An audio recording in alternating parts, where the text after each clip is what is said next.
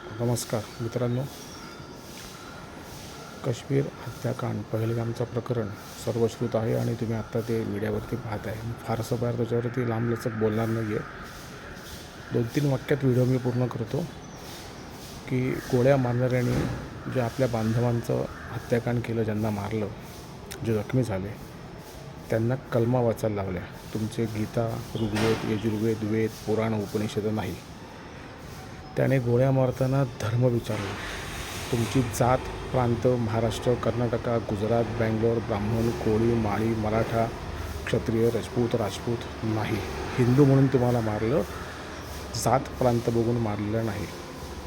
त्यामुळे इथून पुढं तिथं पर्यटनाला आपण जायचं का? त्यांचे प्रपंच चालवायचे का? तुम्ही राहता त्या भागामध्ये बहिष्कार टाकून त्यांना भिकेल लावायचं की नाही, हा तुम्ही विचार करा. जय श्रीराम.